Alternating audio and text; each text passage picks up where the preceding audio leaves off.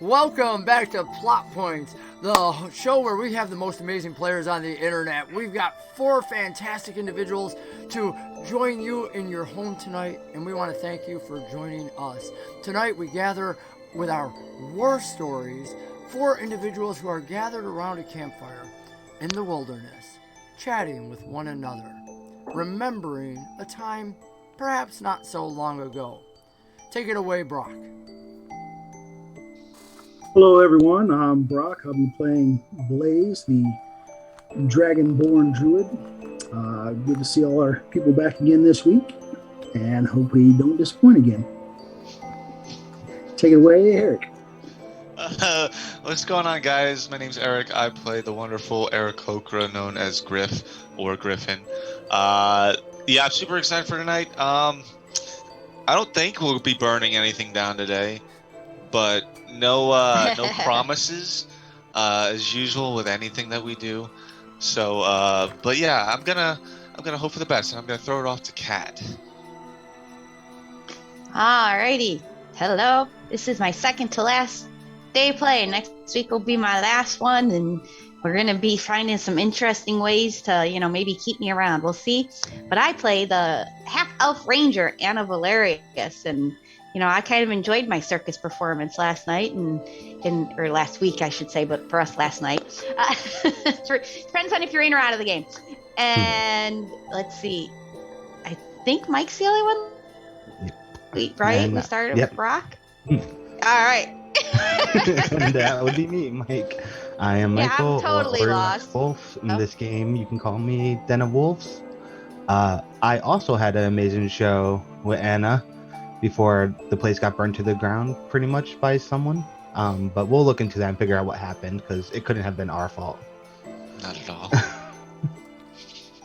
Of course it wasn't our fault. The one truth of all, it's not our fault. I feel like I've heard that somewhere before. Oh, and so Every time I've been around. Well, welcome back. The fire lights up a little bit brighter. The sparks raise, and one of the sparks drifts over towards an Eric Okra who has to fan out the flames. Take it away, Eric. Oh, shit. That's a little warm. Good. Warm. Fire. Right. Circus. That was great. Does anybody else slightly remember that little child? Oh, the bugger. Kind of freaked me out at first. Kind of didn't want to talk to him at first. Not that good with children. Yeah, I didn't think you would be good with children. Well, children can't drink, so that's kind of lame. Yeah, I was okay. I mean, I went to make sure I was okay. Well, whatever happened to that kid? No one right now. Blayze, you came up to talk to him with me, didn't you? He lit up pretty quick once I put that hat on his head. His eyes got bright-eyed.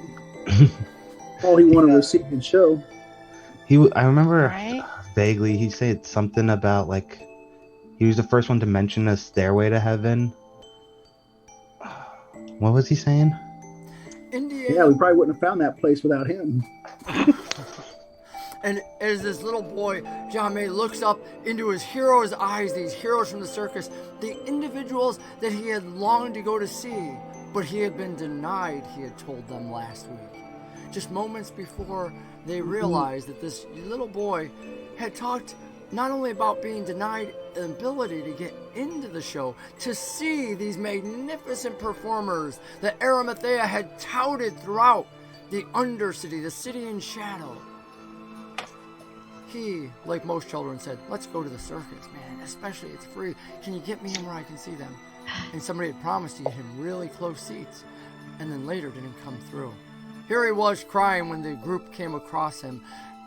Anna wasn't with them, which is probably why you didn't hear Anna say a whole lot. Anna was back inside of a healer's tent, talking with an elderly elf. But for now, we pick up with Jah Mei and the 3 heroes, the males of the group, chatting with this little boy in tears who has now got Indiana Blayze's hat on his head. Indiana, what do you say?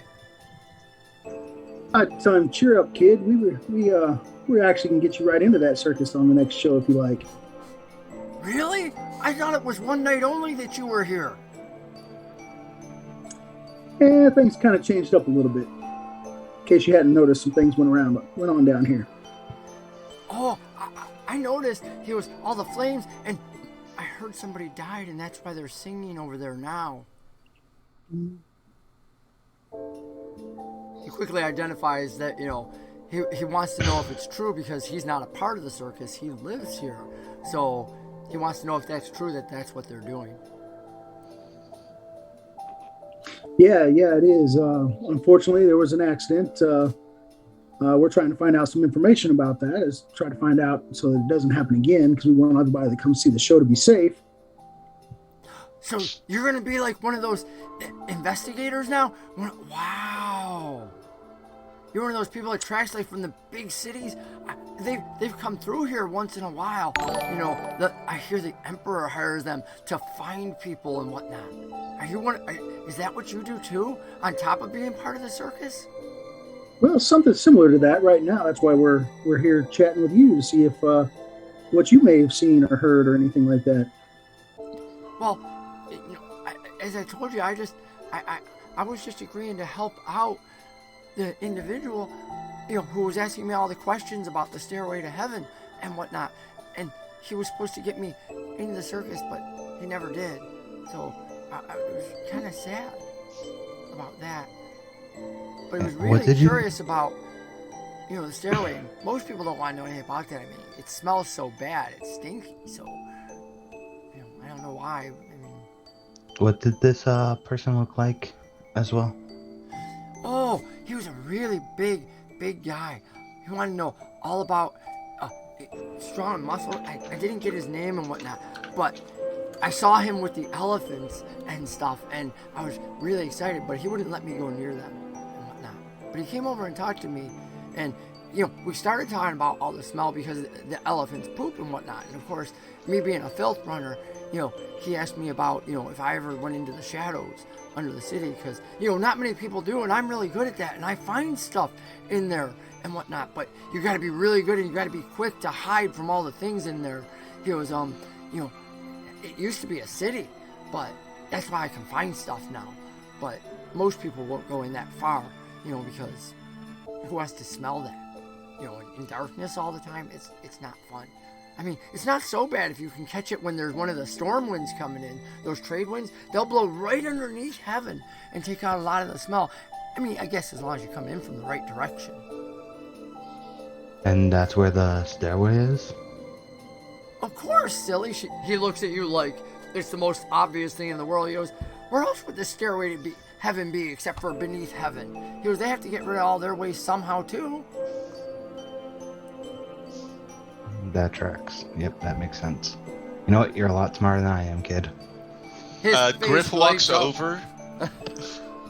Griff was standing actually maybe a little bit farther than everybody else, trying to keep his distance, not really intrigued by this child, but goes over because he just heard. Did the little lass just say the stairway to heaven is literally where people shite? Because that's not very fun. Little boy looks and he goes, it's more than just shite. He goes, I think that's, wait, what is shite?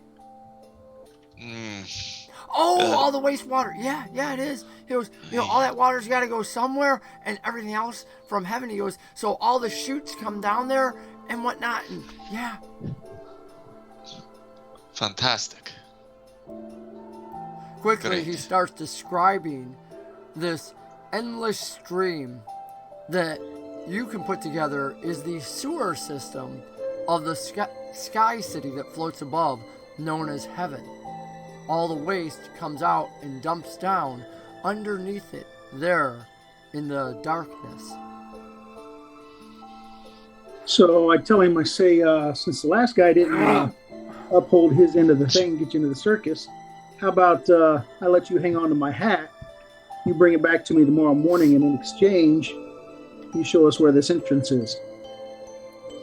I mean, his eyes are wide, and literally he holds onto the hat. He goes, you want me to take you into there? He goes, I mean, I can take you in there, that's fine, but, you're kind of big and you might have trouble hiding when, the shadows start coming around in the darkness.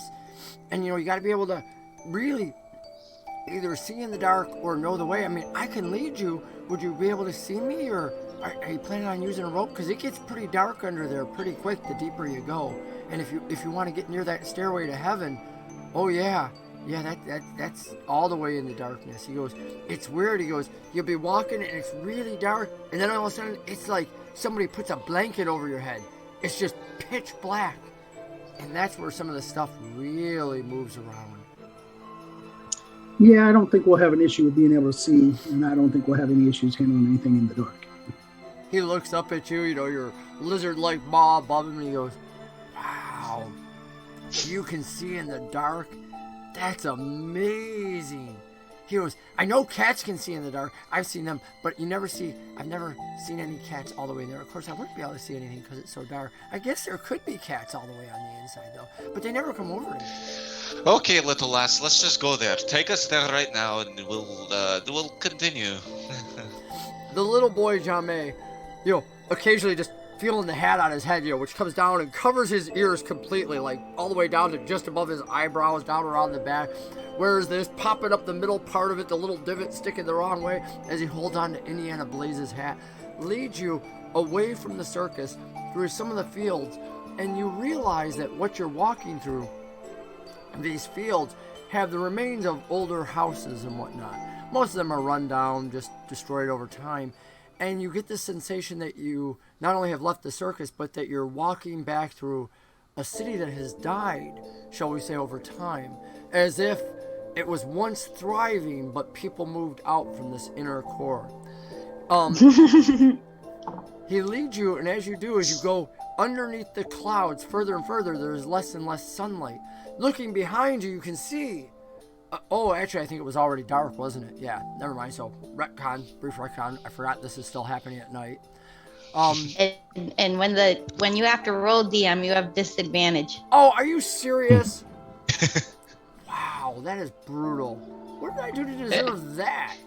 Fine, we'll bump Seat that Geek up. just loves us. Nice. Obviously doesn't love the DM, though. You see the DM disadvantage. We'll have to find some roll that we can waste that on really quick. Who wants to just roll to see if they go higher? I'll roll with disadvantage. Nobody. Wow, thanks. Is it a D20? Is it just a regular D20? Sure. No, you don't want to do that. Save it. Aww. She bought it for you. She bought it. Give him the honor. Oh, Kitty Doe redeemed a dance party. Are you serious? Damn. All right, 10-second dance party, everybody. 1, 2, 3. Whoop, whoop. Whoop, whoop. Whoop, whoop. Whoop, whoop. Woo! Party! I got you. First there, dance party on Relics of War. Thanks, Kitty Doe. All right. bud. And by the way, we will be updating the map down in the lower part of your screen to better portray where we're at in the Eberron verse, because we're actually all the way in the upper northwest near the Demon Wastes and whatnot. That's actually what's north of the wall. So, we'll be I'm getting all kind of that wondering in if time. my 3 men have realized that Anna's not with them. If they're going to go exploring for a while, they might want to go get Anna. No, they I'm already left at without least you. aware. They figured you were fine, clearly. You must have things to do with that older woman. Jah Mei leads you down, again, through the darkness, and let's see, I know Tabaxi can see in the dark, Dragonborn. Can Aarakocra, do they have dark vision? Don't believe so, no. So, you're going to have a real difficult time. So, Jah Mei's idea was, do you want a rope as he leads you? And Do put a Dragonborn have, do Wait. Dragonborn have dark vision? didn't think Oh. they did, but they might. I didn't think they did, but me. Oh, damn, I thought it was No, gonna be it's something Tabaxi. else. Is that different from night vision? Well, there is only the one thing. They don't have night vision in 5e. They call it all dark vision. They used to have night Yeah, I vision. have dark vision. Yeah, Okay. so cool.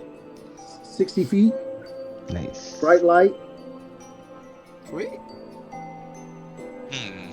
All right, so I think what our Aarakocra friend's gonna do is just kind of, because we're just walking, right? We're You just can hold walking on down. to the Tabaxi tail and give it a pull down Yeah. again. Pretty much. Hold on to someone. Reach out, touch someone. It's easy enough. I'm picturing this bird hanging onto the cattail, you know, as it goes along in front of Well, it. now we're just like going to find the entrance, right? We're not actually going in right now.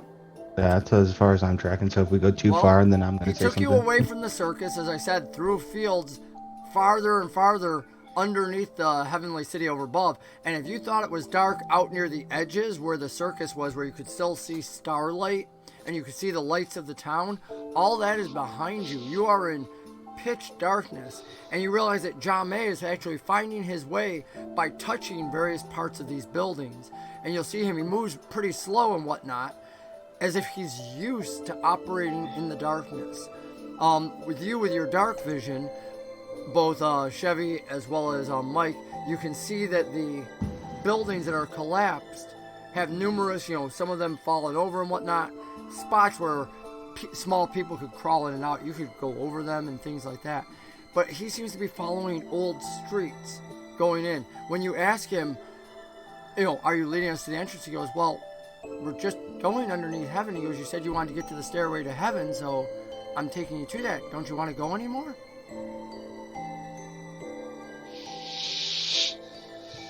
Yeah, we're trying to locate the entrance. I think he's trying to tell you that it's just in the middle, basically. And when the Tabaxi says that, Jah Mei nods back towards you because he can hear where you are, even though he physically can't see you.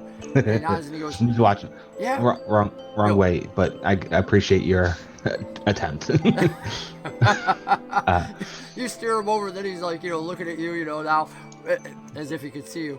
And his head's still bobbing up and down. He goes, yeah, exactly. He goes, I just have to take you there. He goes, I can show you the streets and we can get there. And he goes, after a while, you'll smell it and whatnot. He goes, but you have to be able to get down into it, especially with the darkness. He goes, it's really, really hard to get there. He goes, you got to know it by the feel. And you got to listen. You got to listen really close because those things that move around, they're dangerous. Yeah, but we can see, so if stuff us. we want to go all the way in, shut up. If you want to go all the way in, we can do that by ourselves. Let's get you back to the circus, and we'll show you another person who performed, and show you a couple other people. Thanks for all the help. And I walk over to him, and I I'm right here, and I pick him up, and I just put him on my shoulder to bring him back because I don't want to walk slowly anymore. That's it. Now that you guys can operate at speeds where you're not feeling things, the only thing slowing you down is the dragging bird pulling on your tail, which doesn't move anywhere near as fast as you. Pulling back and forth on your tail. Think fly to the light. You can now do that it, is man. possible, Griffin. You could jump up and literally use the lights in the distance, knowing that. Honestly, I wasn't sure if I had enough space and stuff like that, but if I do, that's certainly what Griff wants to do. Yeah, going in it wouldn't be possible because there's no lights ahead of you to see, and there's no lights amongst this. But flying out, again, you're in a city beneath a flying city. All you have to do is go up above the old buildings. And so he lets go of you. About 15 minutes later, you're back at the circus and whatnot. We're going to cut over real quick to Anna and find out what Anna was doing with this older woman, Sumina. Take it away, Anna. As I found out that apparently she has no magic, which is really for an elf. And so my goal now is to hopefully figure out where she might be from and, that kind of thing. So I'm just going to be talking a little bit about the elf half of myself so that I can, kind of relate with her and maybe figure out a little more about this. So I'm going to be like, hey, I love the woods, there's this wonderful village that my people belong to. All our housing is built up in the trees, and of course we don't really let very many people into our forest. It's dangerous for the stranger to kind of walk into our area. But before you joined the circus, where were you from? Oh, the circus. She was, oh, sweetie, I'm from before the circus. She goes, where was I from before I joined it? Well, traveled all over. I've been around. She goes, I get it. You're one of the young ones. You're from probably right here on Corvera, aren't you? Up in one of the forests around here, sweetie. She goes, I come from a place pretty far away. She goes, before the elves even settled over there in what you probably think of as your ancestral lands and whatnot, before they came to Corvera. She goes, well, before that, she goes, she leans in really close. She goes, did you know that we used to live with the dragons? And she whispers it as if it's some precious secret. And it's definitely not something you've ever heard of before.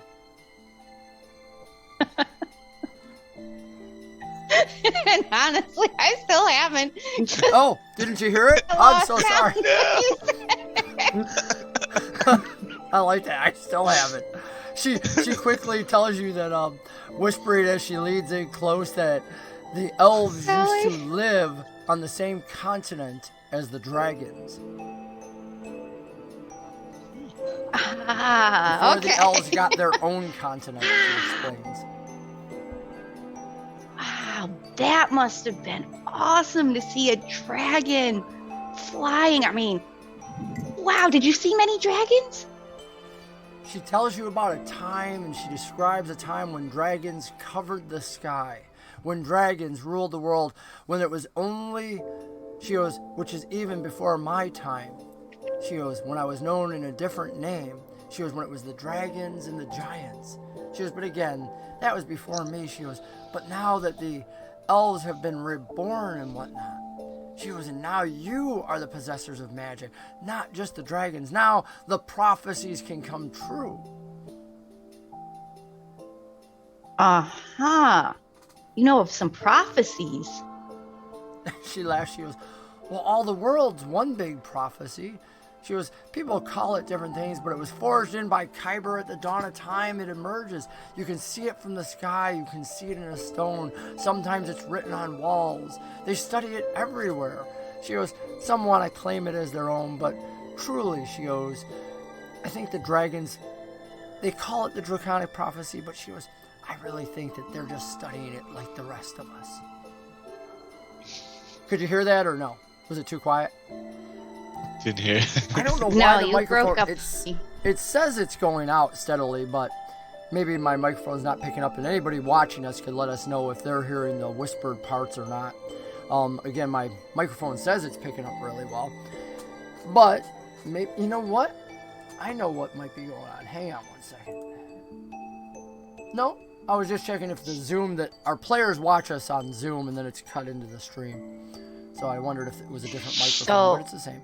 So she describes very quickly that the prophecy is actually something that is part of the world, and different cultures and people study it, including the dragons. And it's because the dragons are so old, and people think that the dragons wrote the prophecy or made the prophecy, that it's often referred to as the draconic prophecy. It's something that you and others have heard of before. The draconic prophecy, it's said to exist everywhere and talk about anything and everything that happens in the world. Every major event can be predicted. Well, as we're talking about prophecies, I've been Sylvan instead of the common tongue. You're building in what comment? I slip into the language Sylvan. Oh. You slip into Sylvan, and it takes her a moment, and then she tilts her head and starts replying in Sylvan, but it's a different dialect. It's not from your area that you spoke in it, and the way she seems to enunciate the words seems to flow longer, have almost more of a musical quality to it. And as she does, you watch Samina start coming to life, almost like it's been so long since she spoke this language. And she says, oh, little one, I wasn't sure, with your ears only being half, if you would even know some of the older tongue. Around then... Oh, of course. I'm all about my heritage. Around then, a hand covered in a white glove comes in and starts waving through the flap. And she goes, come in. And a moment later, a head pops around all covered with white paint and part of the mouth painted over. And it goes. And she says, no, I'm busy with her right now. Can you come back in a few moments? And then moments later, it's like. And then it bounces out. She goes, all the mimes. She goes, why Arimathea has to have mimes, I don't know. She goes, but they always want something, don't they? And they talk nonstop.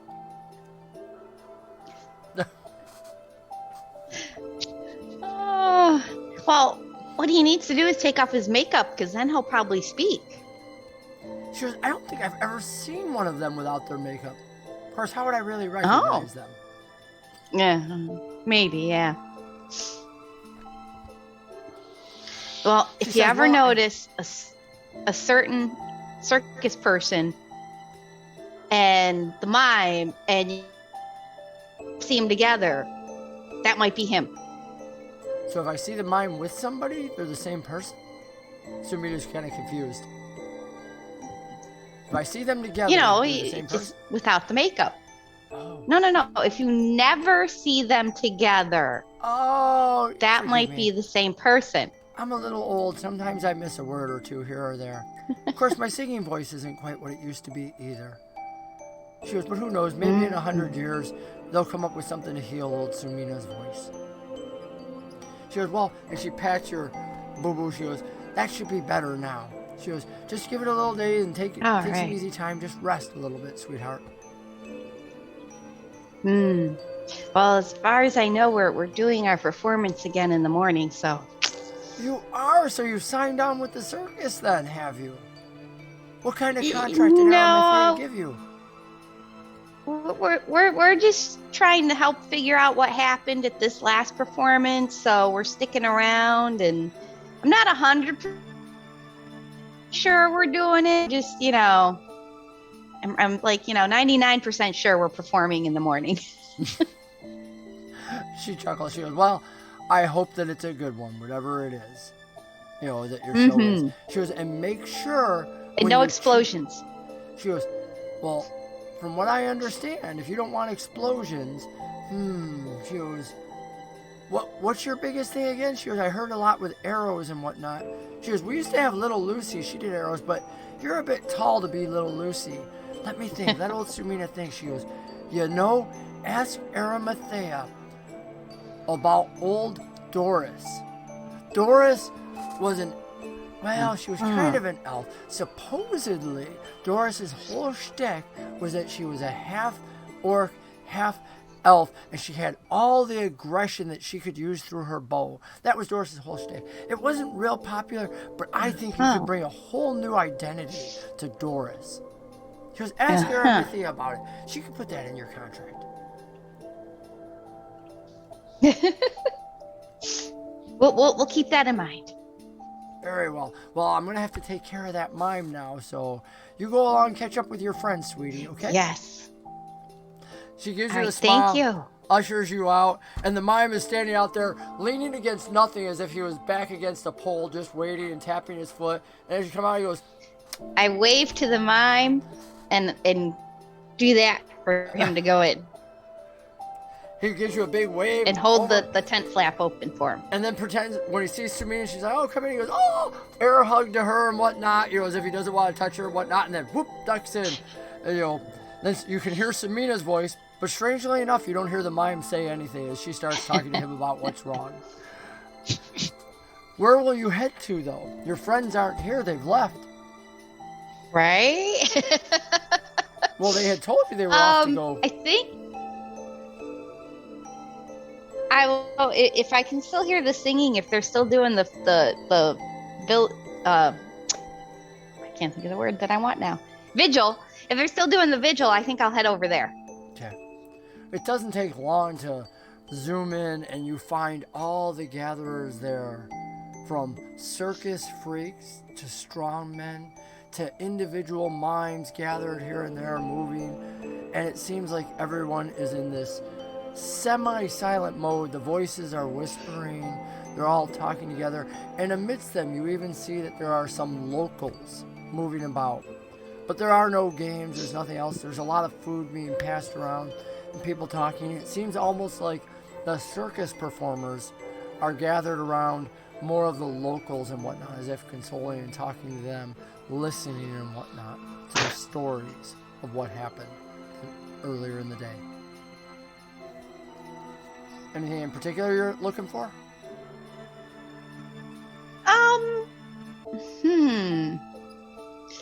Well, I want answers to what happened, so I'll probably look for the animal handler to go, chat with him Garnick. more. Yep. Garnick. Garnick? He's easy enough to find. Yeah, he's a big guy, like I said. He leads all the elephants. He's a real muscular individual, and he stands about 6 inches taller than most of the other individuals here, except for the guy that's walking around on stilted legs and whatnot. So even still dressed like circus performers, they're moving around, and it makes you wonder how you can be that consoling when you're that tall above people. But you do find Garnick and whatnot. He's over chatting with some other individuals about what's going to happen next. You enter into the conversation. They seem to be wondering whether or not they're going to be sailing out or whether tomorrow's show will even go on. But Garnick seems to think that Arimathea will absolutely have the show. You haven't spotted her yet. She's so small, she's probably walking around somewhere, and you just haven't seen her. You see, I picked the good guy. The big guy. Are you looking to get him away from everybody, or just chat with him there? No, that's not necessary. Yeah, no, I don't. I'd rather kind of find out what he's willing to talk about with other people around in some respects, because that can help me know. Because I'll do some insights to see if he's not saying something because of people and stuff. But yeah, no, I'll just go over and I'll be like, if they're talking about the show in the morning, I'm like, yeah, we're thinking about sticking around and trying to redeem ourselves in the morning show as well, because what happened. As you start feeling him out and talking about sticking around, Garnick's a little bit surprised, although he does relate that he and many of the others here are happy to hear that it's already gotten out that it had nothing to do with you. And it seems almost like they're reinforcing this as much for the audience that is there. I hate to say audience, but the mourners from the city, that they're reinforcing that this was some terrible accident and that individuals are looking into it. And you get that sensation, you don't have to make an insight roll, that in some ways they're using what you said to put on a small show. In other words, what they're doing is they're reassuring the people here that they had nothing to do with it. And he even talks about the fact that, look, we're looking into this still to figure out what's going on. And Garnick's very thankful you get there. As the conversation continues, it's easy enough for the other three men who are heading back there to get back to the circus itself. The first one back, of course, is the flying Aarakocra, because once he hits wind, he's going. But there does come a time about halfway back when... I also bring up the fact that I hope there's heightened security for this next show. As you say that, it actually turns the crowd a little bit, because the crowd wants to agree with you. You see a couple of the circus people start to fidget and whatnot on that idea. It doesn't take much longer in the conversation to figure out why. Circus people don't use security. Circus people don't have that. And it seems almost like they're resistant to the very idea of having it. Especially, you realize that when the people that live in the Undercity here, in the City in Shadow, bring up maybe we could have the Emperor's men provide guarding and whatnot. And they become very uncomfortable with that idea. So, No. That's not what I was thinking, because, you need actual circus people, because the circus people know who belongs where and, could spot if somebody is bringing in something like this last time, and stop it from happening, rather than, because get outside security. No, they don't know who's who or what's going on. No, it's got to be circus people. And then I see my Griffin flying in. Oh, There you go. Beautiful segue. All right. Griff is actually going to not stick around. He's actually going to go down real quick to just notify Anna that we did find something out. Just to let you know, but I'll probably have the rest of the folks who are too slow enough to catch up fill you in on it. But I think I need to go check on our little compadre, little Robin somewhere. I almost forgot about him actually. But I just you gotta go and get him. Robin. Oh, Yes, yes, a little lassie's great sometimes. Okay, I got to go find him though. And then Griffin kind of just goes up and then goes back to where we left him, which was, I believe, the ship. It is.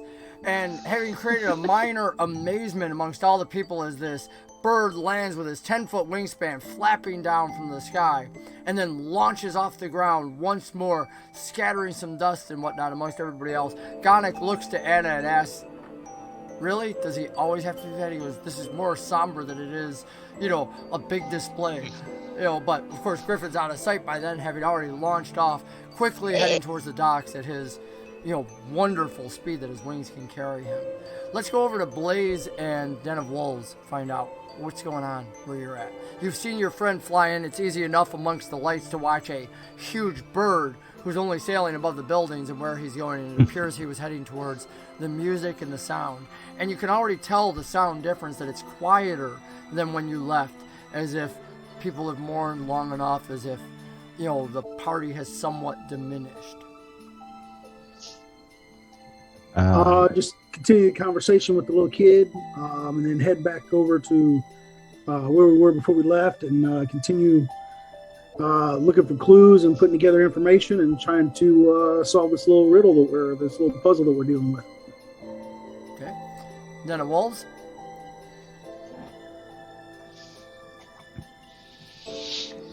Den of Wolves? Sorry. Sorry, I missed the last bit of what you were saying. We were just asking because Brock was saying that for his Dragonborn, they want to continue the investigation. They're having the conversation with the kid, and I'm trying to get the intents on what you're focused on. Is it on getting back to the others? Is it on getting back with Anna? Are you going to be looking at the medic center? Is it following your Aarakocra, who appears to have not come back to you? You saw him land, and then you saw him take off again, but he headed out towards the shoreline.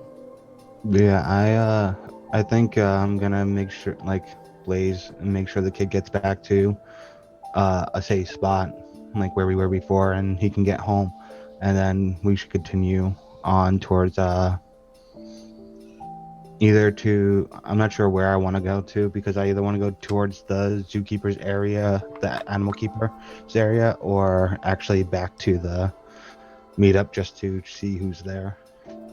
One of the last things that Jah Mei shares with you is that if you're going to go back into the darkness towards the stairway, he asks you both if you would keep an eye out for his little bear, Sniffles, that he has. He goes, he lost it. Sniffles was protecting me when I went in last time, and I lost him. So he's a little beat up, little ratty, but if you could find my Sniffles and bring him back to me, he'd really appreciate it.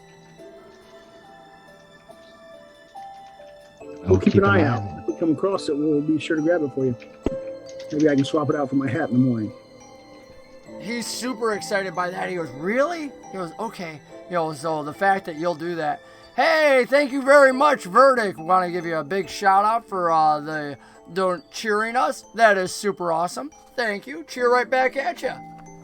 Help share the plot as you get some points. Change the whole plot. You got a whole lot of power. You are part of our 12th man. So 200 biddies. You've given off. Jah Mei's now on his own, and it's just the two of you. Where's your intent to start looking around, Brock? Just where we left off. I mean, just bouncing around from area to area, see if we can find anything maybe out of place, anything that doesn't look right. Anybody poking around that shouldn't be there. Seizing the opportunity while everybody else is still gathered back there.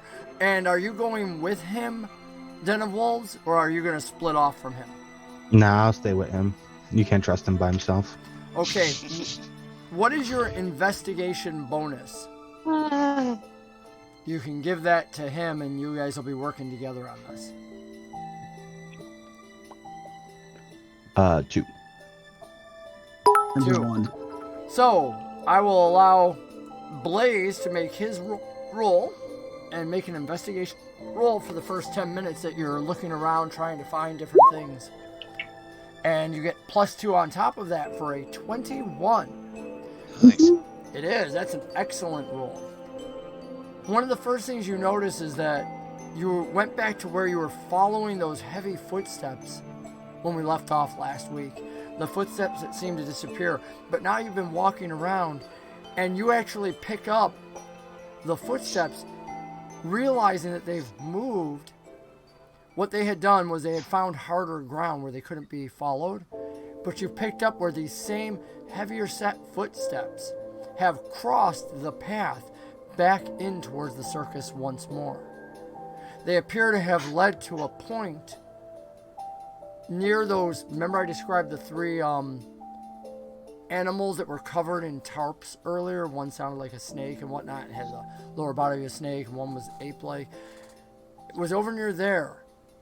And there's some interesting things that you find out. This form seems to have crawled underneath at some point the one wagon with the apes in it. What's very interesting to you is that there's nobody there right now. I mean, you peek underneath and whatnot. But that the ape seems to have shredded part of the cloth covering it that you didn't notice before, as if it was angry or agitated or trying to reach out to get at whatever was under there. So clearly these footsteps that are oddly deep agitated whatever was in the cage. And additionally, I would like you to make a perception roll.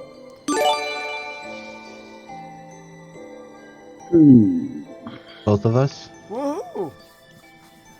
Yeah, actually that would be pretty good if both of you did.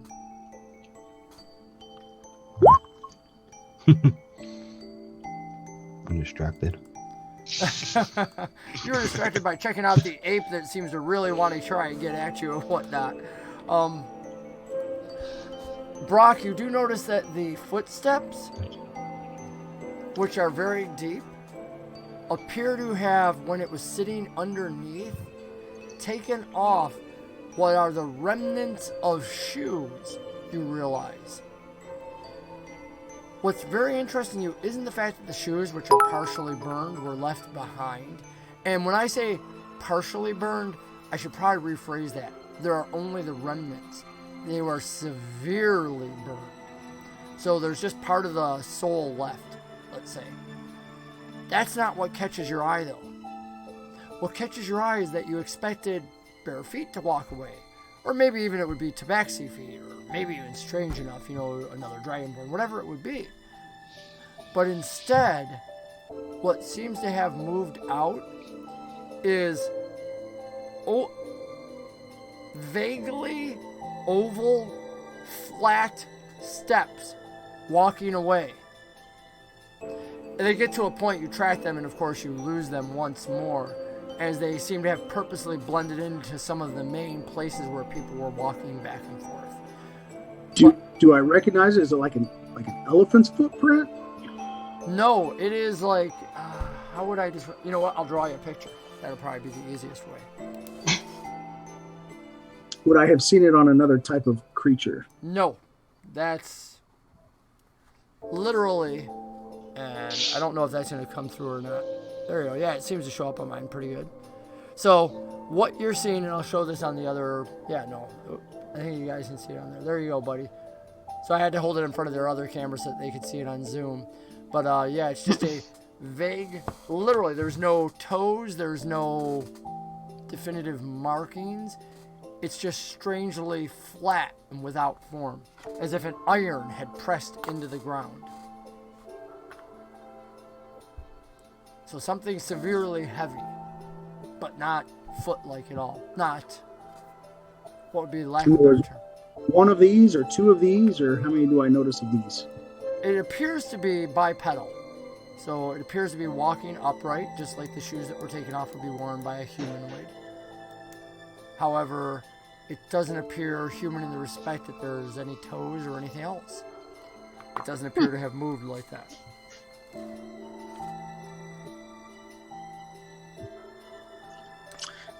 So I pick up the remnants of the shoes. Clearly that's evidence. I'll hang on to those. And maybe we'll start heading back and discuss what type of information we found with the circus master. Maybe she can add a little bit to it. I need... Because you're keeping your eyes open for that individual, I need both of you to make a perception roll, please.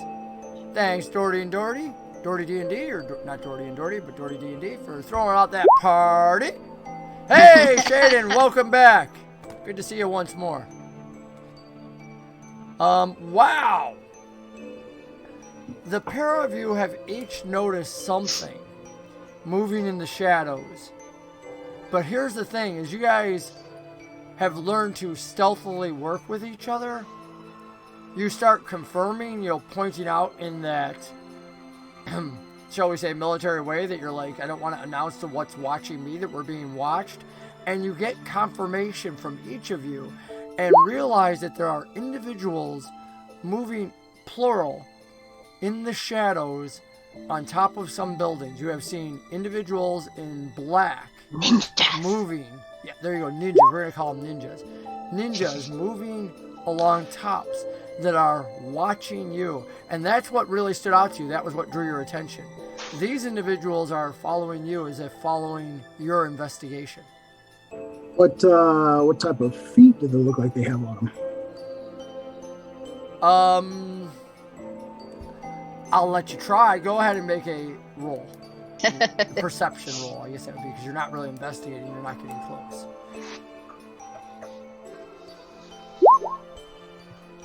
Wow, I should have set the DC higher. They appear to be wearing padded, like soft, flat, padded feet that would leave no track whatsoever. Ninja. They actually are ninjas. Oh god. Wait for that poison dart to come in. Under my breath, I say, should we act like we don't notice them, or should I just contact them? I'd say let them remain like, in the hey! shadows for a little bit. Meanwhile, we'll go ahead and try to find the circus master and relay any information we have. Maybe the others might have some information, and we can start putting this stuff together and figure out what's going on. Okay. Starting to look for the circus master, where would you start? Probably her wagon. Heading over near the wagon, there are some voices and some lights nearby. It's one of the other groups of, shall we say, performers or workers in the circus.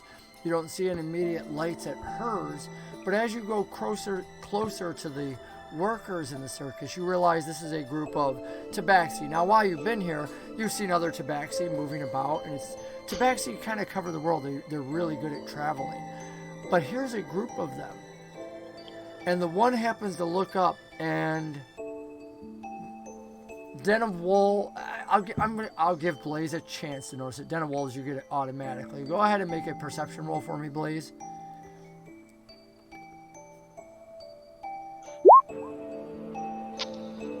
$15. Beautiful. They appear to be waving and welcoming you in. Den of Wolves, on the other hand, one of them appears to be staring at you a little more intently than the others. And we're going to cut away from the pair of you for a moment, and we're going to go and pick up with Griffin. Because the party's split, so I got to try and get you all in. Yeah. Griff, you get out to the main ship, easy enough to find. You find your way. You're not drunk enough to not find it and whatnot. And you come swooping down. How do you land and make your appearance? Is it off the ship, on the ship, in the rigging, taking people out? Hero landing. That's I it. actually, damn, Kat, why are you taking my words? I want to do a superhero landing. I want to do superhero landing right in front of where you would board the ship. and just like feel like very prideful of myself. Like, yeah, I just did that. It felt good. Coming Now, down, where's this little bird? your winds break right at the last minute, slowing you down as you hit the ground. This 10-foot spray of air going out and blowing back. The guard who's actually at the foot of the on-ramp to the ship, who like stands back in surprise, but he's now traveled with you and whatnot. It's very interesting because having been on the Sea Hag for so long, you realize it's the same medic that earlier, this whole rifleman medic is like, oh God, and whatnot. As he's like, well, he goes, I see your back. He goes, is this it? You're each dragging in one after the other? He goes, at least you're not burned to a crisp. And then you ask about Robin. He goes, the burned one? He goes, he limped on, he goes, I don't know, an hour or two ago. Wait, you said the burned one? He goes, yeah, the fried chicken that came on, that black bird that you're with. He must have definitely seen the performance. Goes, Who would have thought? I don't know. It's not like he could tell us. All he was. We asked him what happened, and all he started doing was screaming and voices. And he goes, "It sounded like chaos." Well, communication has never been his strong suit, but he does what he's told most of the time, I think. But so which way did you say he was again? Went up. As far as I know, he's back in his room in the areas that we gave each of you. Now, you guys don't have separate rooms. There's a main area, but the crew tends to talk of them as rooms because your space and your little footlocker is like your sacred area. Like, you'll even notice that the crew doesn't sit on one another's racks. Gotcha. All right. He's gonna ask the doc one more question. You guys are still planning on leaving tomorrow morning, correct? He goes, you'd have to talk to Mars about that. He goes, I don't know. He goes, I know he was having some sort of deep conversations. Deep conversations? What kind? He goes, do I look like the captain or his witch? He goes, no, he clues us in on everything. He goes, I just know that when he goes to his room and spends time on his own and then calls for her, something serious is going on. Is he on the ship? Conversation. Yeah. Is he still on the ship right now at this very moment? Which one, the fried chicken or Mars? Both. Yes. Wonderful. Okay. As Griff, of course, just like... I guess if he pretended to be somebody else, Mars might have gotten off the ship, but usually he lets us know if that's going on. That way we know who to look for coming back on. Probably, but I'm not counting on that one. As Griff kind of walks past him and pats him on the back, and then goes in looking for little Robin first. Easy enough to find Robin. He's literally cooing and plucking at his own burned feathers when you find him. He's seriously injured. And it looks like what the medic didn't tell you was that he's actually gotten a little bit of healing care. Although where the medic has clearly tried to bandage him and put some ointment on him, Robin with his beak has been pulling at it and pulling it back off and whatnot. Ripping at it. Griff is going to walk up to him and be like, "Oh, shite, Robin. Why didn't you think that there was going to be something bad happening? Jesus, now you will know how to fly for a very long time because of your burnt wings. Great. Other than that, how are you?" He starts quoting you in his Scottish voice like you're promised to help him fly, throwing your own words back at you. The words that he constantly, every time goes to, this promise to get me flied, and seems very upset by the fact that it seems like you're not going to be doing that for a while, that you're blaming him. But what can he say about it? He's burned. Well, Robin, a lesson to be learned, always expect the unexpected, especially if it's something around fire. And then, In the circus. In the circus, yes. Well, Robin, you stay right there. We're gonna get out of here very soon, but I'm going to talk to Mars real quick. So just stay put. And then walk over and try to look for The Mars. Kinku tries at first to get out and follow you, like reaching for his sword and whatnot. Like, I'll protect you. We go together. No. You stay right there. Robin would never leave his leader behind. He's like, no. He's got his short sword out. Ready to fight. Ready to fight. Robin, I'll be right back. Jeez, sit down. That's an order. Ah! Begrudgingly, because he doesn't want to lose his opportunity to fly, he sits back down. Finding Mars's cabin is easy enough, you know right where it is and whatnot, and the door is closed. Do you want to listen at it? Give a knock at it? It doesn't appear anybody else is within earshot. I'm going to take the opportunity and kind of just listen real quick before I start to knock or anything. Make a perception roll with advantage. Ooh, buddy. Alright, 1. And, well, that's a first. Nice! Gets a 20. You Okay. quickly listen at the door and whatnot, you know, leaning in close. Oh yeah, that's right, you had advantage. I'm Yeah. Here, I'm just saying, So, I'm I mean, like, good thing I you got it that anyway. first I was one. like, 20 nails it. You hear two distinct voices inside.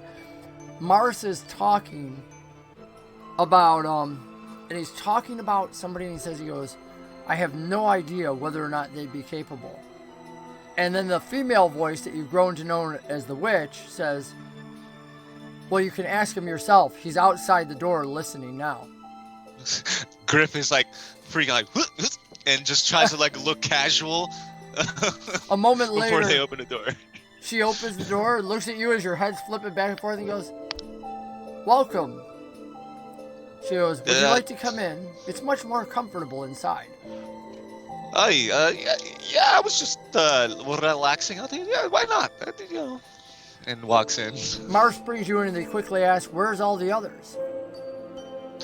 Oh, they hung back with themselves, just kind of investigating the situation. I figured I'd come back to the ship and check on my little buddy over there. He says something, but it's in a language you can't understand.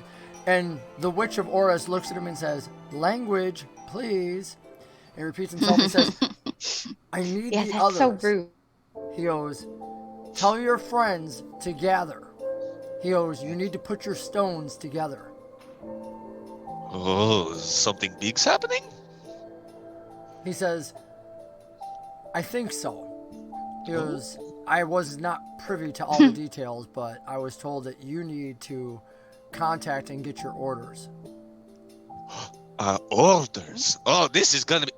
I'll be right back. I will be right back. Don't worry. And Griff is just overly excited for this. Finally getting some actual, like, orders. And, walks past little Robin. Robin, And you again- actually, as you walk back down the hallway, you realize Robin's at the end of the hallway. He was like peeking around the corner trying to see. Now, he was nowhere near the door, but he was Okay. all at the end of the...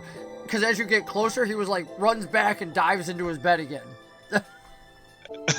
And then, okay, so then what Griff is going to say to him as he's passing by, he's not stopping, he's just, like, barking at him as he's going. He's like, Robin, what are you doing? Why are you relaxing? We got to go. We got to get our buddies. We got orders. He scrambles out, literally tripping over his sword, which he hasn't even put away and whatnot, and starts looking at you and pointing to the, you know, things. He goes, do we get, you know, basically the gear he's trying to ask you by miming opening the chest and grabbing his backpack and other stuff and all his gear. Because he's like, are we going to war now? No, not war. Just come on. We'll be right back. We just need to go. He closes the case and runs after you, you know, flapping some of his burned little, you know, wings, kinku wings, because his arms actually have, like, feathers on the back of them, but Yeah. unlike you have separate wings from your arms. His are one and the same. Wonderful. So he gets up to the deck and whatnot, and then, you know, as you get to the deck, even wounded as he is, he goes over and jumps up on the railing, ready for, like, are we launching off to fly? Oh, slow your horse. I Pull told him you, you're down. not going to be flying right now. Just stick your eyes to the sky, watch where I'm going, and just follow. He looks sort of dejected, but then looks up as you launch off and start heading back.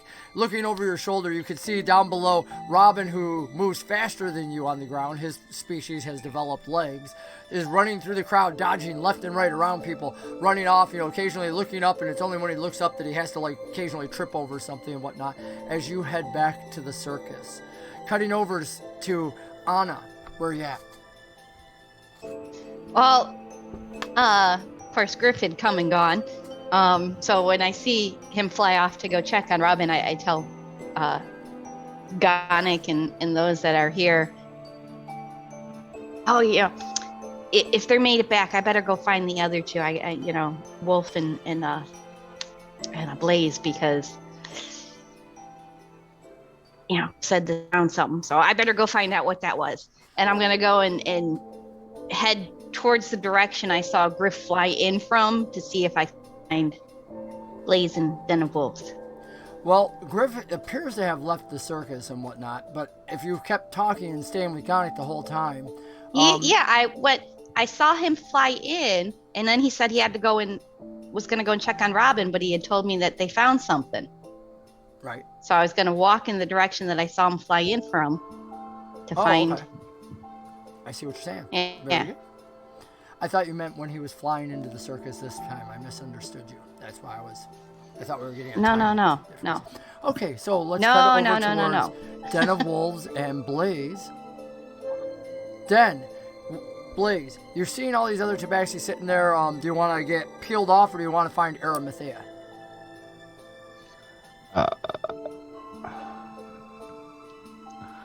I want to go figure out what this dude is staring at. So, Blayze, he's leaving you and heading over towards the workers, even though you were together heading towards the... Yeah, they were kind of waving in, so we'll stop in. It won't hurt to chit-chat for a bit. Maybe we can pick up some more information before we get to Circus Master, and any extra info would be great. They seem a little bit standoffish towards you. I would like each of you to make an insight roll for us, please. Let's see if you can discern why. Insight allows you to know the motivations behind something. Unlike where you'll see people say, oh, insight, it's a lie detector. It absolutely is not. That's not the basis behind it if you go with 5e. Literally, you're trying to detect the motivations behind something. Why would somebody lie? Might they be being deceptive? Things like that. So, I see Den of Wolves, you got a 13. I don't see it on here. Where's it at? In your skills. There it is. Yep. I just overlooked it. In alphabetical order. I don't know how to spell. Not a problem. So, Blayze, it's probably, you're fairly certain this is because you are a Dragonborn and there are no Dragonborn here. There's something about you that absolutely puts them off.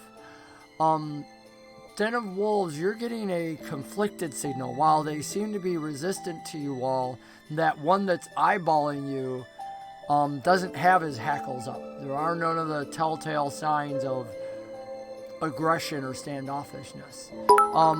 Though one of them gets up and comes closer and asks you very directly, what do you want here? This isn't a place for circus performers. And you realize very quickly, this is where the workers gather.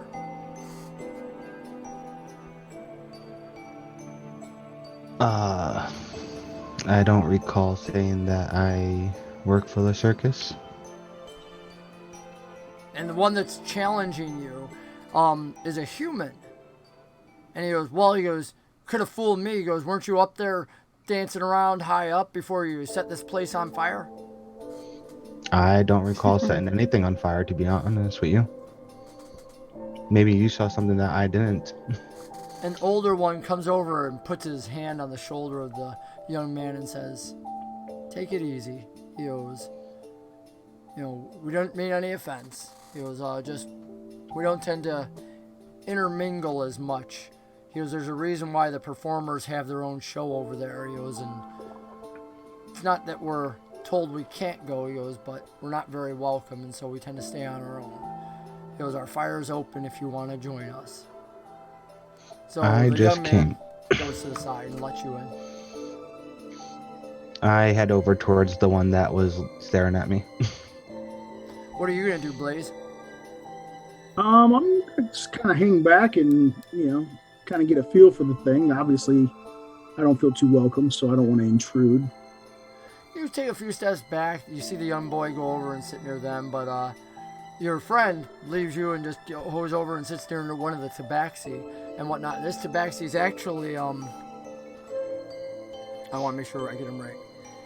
You notice that he's got quite a few scars on him, some spots where it appears that his fur has been either pulled out or so scarred that it's just not growing anymore and whatnot. In fact, there's a long scar that goes all the way from near one ear down right near the corner of his eye, which has a milkiness to it. As he looks at you and says, welcome, and the others greet you in kind, and you get some of their names. Specifically, since you're focused on his name, he says, I am Maitushi. I am Maitushi. You are what That you Griff eat. is in there. Damn. My tushy. How, I'm not used to seeing so many of us gathered around. I figured I'd come say hello. He greets you, switching over into some phrases that you're more familiar with around other Tabaxi, and some of the other cats do the same, choosing their favored manner of speaking. And he goes, we try to form family and try to form a nest wherever we can. He goes, but we travel a lot, so searching out one of our own, of course, is important. He goes, how may I serve you? And there's something that becomes very apparent. Nobody else here has offered to serve you, but Maitushi has specifically just said this as an offhand side to you. The others kind of go about their own thing, and he offers you some of his food that he's eating. I'm good, thanks. Actually, you can help me with something. After the incident, did you see anything weird going on? We seem to have, particularly maybe some kind of creature that wasn't as humanoid as like my buddy over there is. He says, he laughs a little bit, showing some of his fangs, and says, it's the circus. What isn't weird? Of course, having somebody associated with the LaTraska Trading Consortium come in, and the next thing we have is barrels of LaTraska oil being put in that explode. He goes, and he says it very quietly, just for your ears. He goes, what could be weirder than that? Of course, Maitushi sees nothing. You'd be surprised what else can be weird around these parts. Not everybody who performs or hangs around the circus is there just to get their shits and giggles. And I turn around and just walk away. He, of course, looks down, giving you all the deferred respect that he should, and you get up and leave him. You find the Dragonborn Blayze out there, having watched this whole interaction. Blayze, of course, you've noticed that it seemed very intent that your Tabaxi friend went over to speak to one individual in particular. Somebody who kept their head down most of the time and seemed very deferral towards him. Reverent, almost. Yeah, I was just kind of watching the whole thing from a distance, see maybe who was trying to listen in on the conversation, or if anybody had any, weird stuff they were doing while they were having a conversation. You notice that the young man who was the one that challenged you, again, he's small, he's just a human, and you're this massive Dragonborn who was ready to try and keep you out, has not stopped watching you. But because you are keeping an eye out specifically for reactions, I will give you a perception roll. Do it up. I want to give a big shout out to Verdict while you do your roll, who donated to us again, cheered us on, making it so motivated for us tonight. Verdict, I hope you're getting some good plot points and you're going to twist that plot. Twist it like it was a pretzel, baby. Go right ahead. Make something happen. Blayze. Yeah, you're watching them, but with your draconic vision, you're so used to always watching at the peripherals as well. And one of the things that you're noticing is that one of those moving shadows is perched on a rooftop nearby watching all of these individuals as well, and seems to be focusing on somebody who is near the back, just leaning up against one of the wagons. as if staying purposely on their own. And this shadow person, this ninja, is up there watching them intently. As you watch, the individual leaves the roof, backing away silently into the shadows, out of sight. And what kind of legs does he have on him? You couldn't tell on the one that backed away off the rooftop. You just caught the front of him, the kind of black mask that he was wearing. One Just yell out. Or stand up against the wall. Looks to be a very tall human. From this distance, I mean, it might be a half elf, I guess, from a distance, but I don't know how many half elves you've been around other than Anna. So, yeah, tall human, reddish beard and whatnot. And appears to be just got really kind of a crappy cloak wrapped around them. So everybody else is just dressed in regular work clothes. That would stand out to you. Why the person's wearing this crappy cloak. In fact, because you're asking specifically and asking about the legs, you do need to make you know what? No, you don't even need to make the roll. The cloak stands out for another reason. Not only does it cover their body, but it doesn't seem like something that any worker would wear effectively. And it's not raining here under the city in heaven. How far away is he? Well, it depends on how you want to get there. You can either barge through the workers that Den of Wolves is coming out from to get a straight line to go to him, or you could go around some of these wagons and try to approach them from the rear. Am I able to approach the rear? As I'm looking around, I think I'm able to come up from behind and surprise him. Okay, I would like you to make a stealth roll for us. By the time you get out, Den of Wolves, your friend Blayze, you just catch the tail going out of sight. He's apparently left you to go find Arimathea without you. And I have to roll with disadvantage. Actually, the person's not trying to be stealthy, so there is no roll. Never mind. Alright. Moments later, Blayze, do you want to get within striking range using your whip? Do you want to get within grapple range? What are you looking for? I'd like to walk up behind him and tap him on the shoulder and say, "How you doing?" The startled Hey, impression of this individual leaves nothing. I mean, literally, they jump. With advantage, make a perception roll for me, please.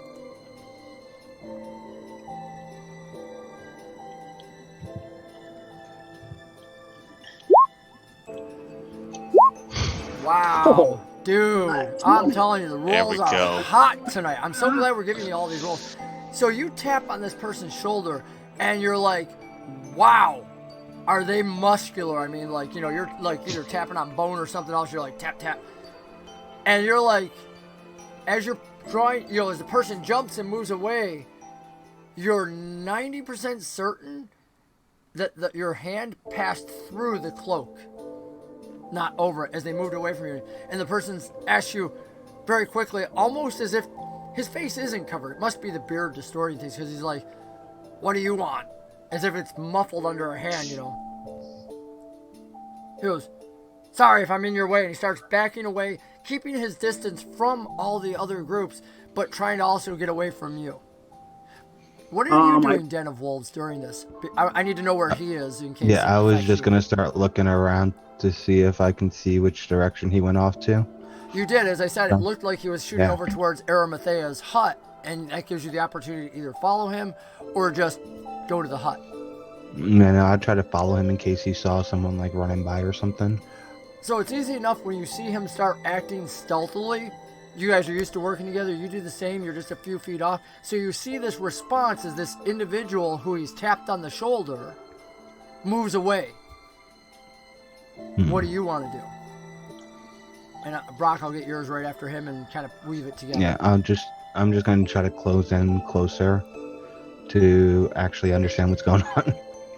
Okay, you two move into the light, because as I said, he's moving between this group of individuals and the wagons, and you both kind of come into the light as he's moving between them. There's not a whole lot of room here, and it's clear that he's trying to back away and whatnot, and he goes, hey, why are you attacking me? And then he sprints away, and some of the other individuals, like the old person and that young man that was ticked off, goes up and goes, "What are you doing?" Clearly, in his mind at least, realizing that you guys just snuck around the back to be a bother and whatnot. I'll quickly be like, you handle this, I'll catch him, because I'm faster. Well, I was reaching out to extend my hand to introduce myself. Would I have been close enough to grab him once he goes to take off? You were reaching out to introduce yourself so you can make an attempt? Sure, absolutely you can. Go ahead and make a grapple attempt, because that's what it is. You're trying to grapple and stop their movement. Is that just strength? It is actually, you can use athletics, but you have disadvantage on this one. You might know why, depending on what you roll. Okay. Do I... So you can roll it twice, because you have disadvantage. I believe D&D Beyond even has something you can click when you have disadvantage and whatnot, but... Yeah, but it doesn't translate over well. Literally, you reach out and to grab him, and you should have had his cloak, and your hand passes right through the cloak that would have stopped him as he backs away quickly. You hear Den of Wolves tell you stay here, that he's going to chase after him, but now the others are up and about. Den of Wolves, you're either going to have to go all the way around the wagon or try and get to the roof of a wagon or whatnot, but we'll pick back up with how you're chasing him after. I see Anna stepped away, so we're going to go over to our Aarakocra, Griffin. All right. So my question is that since Griffin is in the air, can he notice that dark figure that was on the rooftop? What is your passive perception, real quick? Let me go Passive perception should be... Oh man, that's tiny lettering. 13? That's what I have here, yes. It is a 13, so... With a 13 from the aerial view, I would actually need you to make an active perception check to find them. So you're going to have to actually roll. Because it's not something that passive would pick up at a 13. Okay, let's see, that's not bad. At a 16, beautiful.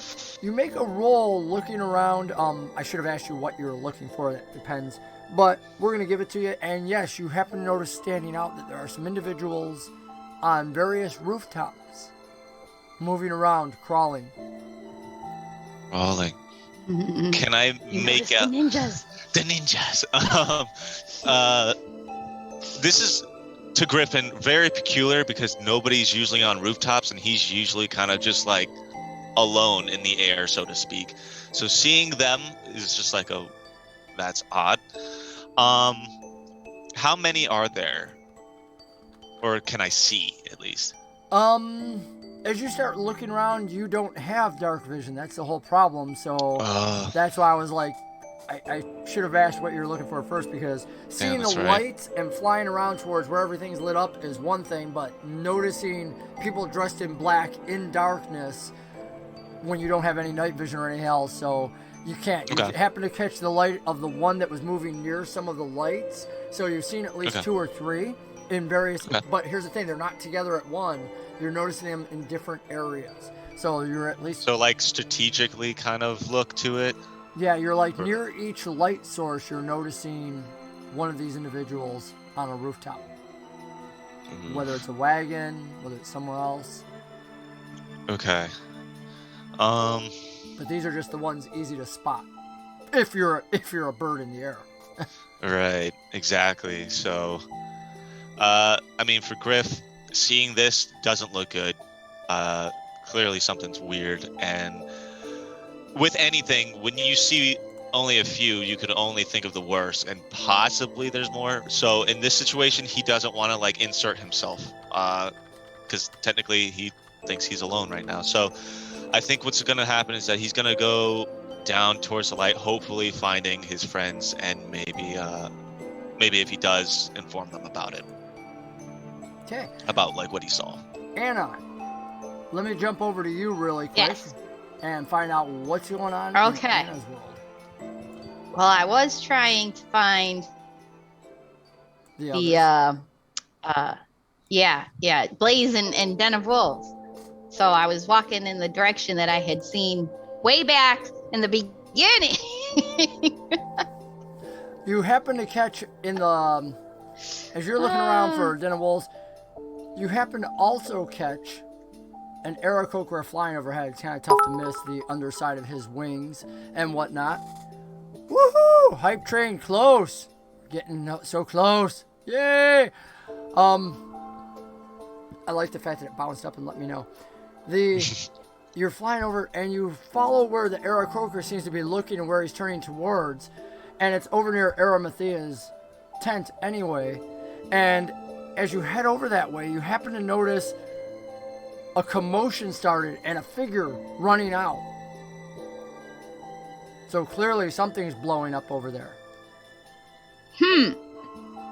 Yeah, probably head that way.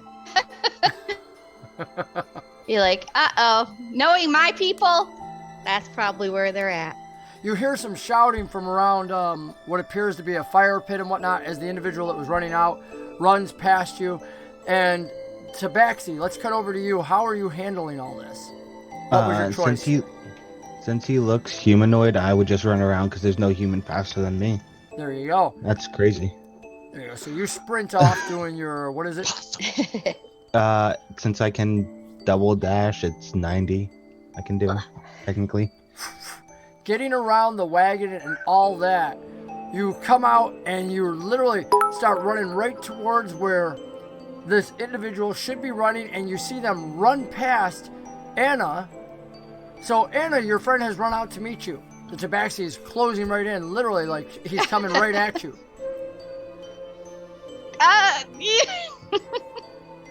Anna, I try and get out of his way. And how do you want to handle this individual on your next turn? One thing I'm gonna say is, as I pass Anna, I'm gonna try to real quick be like, "Go help Blayze," and then I just want to cut this person off, and instead of like tackle him or anything, I just want to try to cut him off real quick so I can stop him in his tracks. Hype train begun! Woo! That's our first hype train for Relics of War. Thank you all who participated. That's freaking cool. Love it. There's a first for the show. It's a night of firsts. Woo! First dance party, first hype train, first time some of these viewers have been in, and we're getting really close. We're up to 73 followers now. Maybe we're going to break 100 soon. So tell your friends. Enjoy the show. Let's go with our flying friend who's seeing all this happen as the cat runs in front of this other individual. You can choose to swoop down towards where you see the Dragonborn in the light, now having other individuals rise up kind of aggressively towards him, or you can swoop in and go after the individuals that are on the ground. Okay. I was just trying to find like my base flying speed, which it's definitely faster than my walking speed. Because reactionary, if he saw our Tabaxi friend chasing after something, he'd probably want to assist in that if he could. Okay, that's if he even saw that. You could absolutely have seen it. So you see the Tabaxi there, as I said, jumping in front of the other individual. How do you want to go and assist? Do you want to go in and like land on the ground and whatnot? Dive bomb. Actually, yeah, I'd like to kind of subdue him by coming down from the air and like grabbing him with my like talons, if I could. And as a DM, I so want to misunderstand you and say, so you want to subdue your Tabaxi friend, like swooping down with your Tabaxi. No, I'm so sorry. My wording should have been more clear. I really want to. No, I know it's too many, but I'm like, I so want to misinterpret this. Yeah. Because you played drunk so well. So, I'm not that drunk. I'm barely drunk right now. I know. Technically. So you go swoop it in. I'm gonna give this individual. All right, make a grapple check as you come flying in. Mike, right. Den of Wolves gets right in front of him, and he like stops up short, shocked at you as you're like, "Where are you going?" and whatnot. This tall individual with this red beard, and as soon as the individual stops up short, literally he's standing there like surprised, and right over your head flies in this giant bird who just barrel chucks right into him, and the two go rolling across the ground for about 10 feet. Anna's standing right nearby as Griffin just wraps his wings around him and takes him to the ground. Totally surprised it was a low DC because, dude, you know, he was kind of more focused on the Tabaxi that just outran him and got in front. And bam, he goes rolling into the ground away. On the ground, though, it's an opposed. This will be a roll, so it's my roll for the night. Wrong set of dice. 1 second. There we go. You're at level 2 hype train now. Ooh, We made level 2? Dude! No, we're working on. No, we are at level 2. Dude! No, we are level 2. Yes, With we're it's on. halfway to level 3. Make a acrobatics roll for me, please.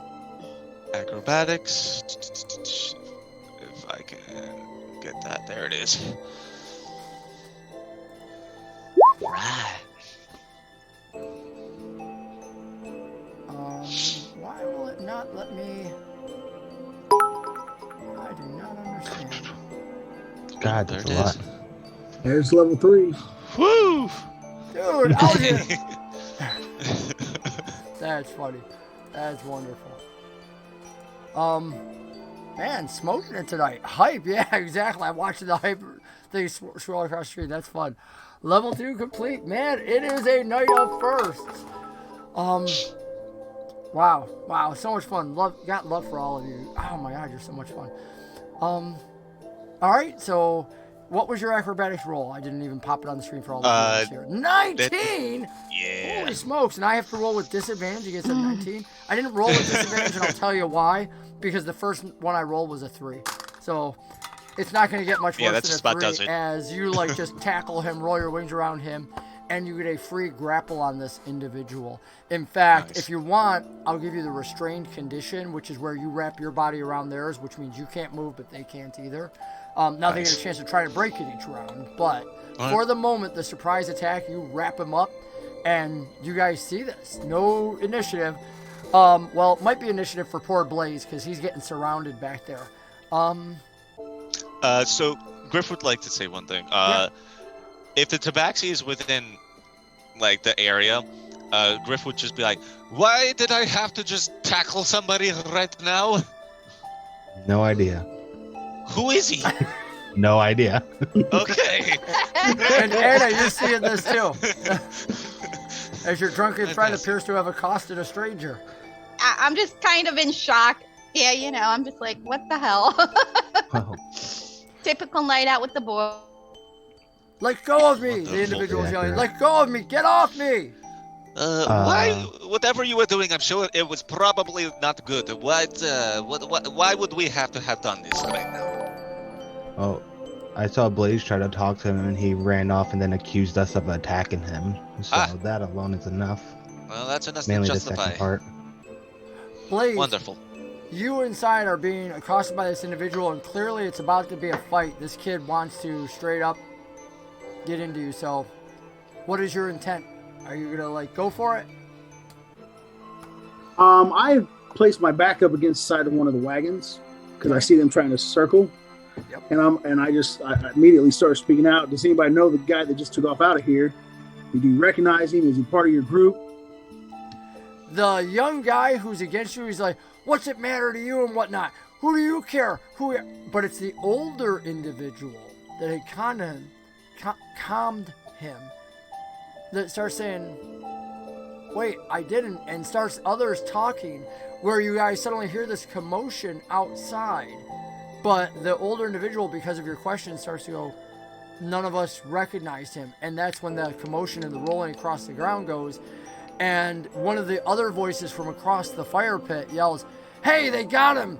They got him out here! And suddenly the swarm of people start pouring out from the fire towards the Aarakocra on the ground, who's wrapped him up. And Blayze, the attention's off of you. And the I'm old heading man, over that way.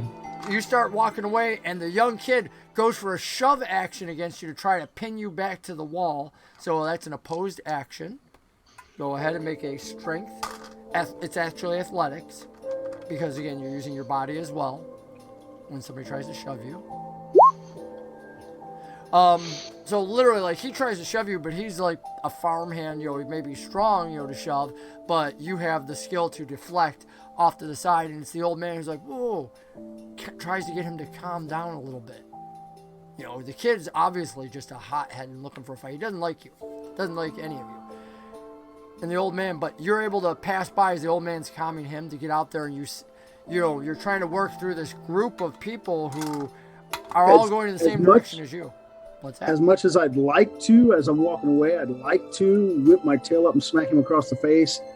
I let it go for the time being, and I head over to find out who this guy is and what he's up to. And We're growing up.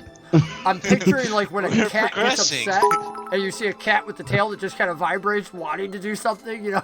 It's like moments later you're all there, oh my gosh, Verdict, you went over the freaking top, God. dude. Holy crap. Damn. Thanks, Darren. Thanks, Verdict. Oh my gosh. You subscribe, Darren subscribe. Holy smokes. I don't even know what our subscriber count is up to. Did we just break 75? Or are we 74? Somebody go check. I'm not on the... I can only have so many windows open at one time. Oh, dude, that's awesome. Thanks for that one, Verdict. Family is in the chat. Are they? For those of you who are watching, Verdict is actually the individual who will be coming into the show. You'll be meeting Verdict next week. So obviously Verdict brought the whole family to watch, and we're going to have some new things happening. Next week we might be having a different overlay because we'll be having the 4+1, and we also like to keep the chat going and whatnot. So, and Rex Spec subscribe. He went straight to Prime, dude. Thank you for that. That's actually Chevy, our player, so that's pretty awesome of him. So, a lot of fun we're doing tonight. A lot of fun. I can't believe we're working on a level 4 hype train. Oh my gosh. But this is the night of first. Wow. Oh, yeah. So, anyways, we're getting off target. We have some serious things going on. We got an Aarakocra wrapped around somebody. We got the whole party back together. Sans won. Mm-hmm.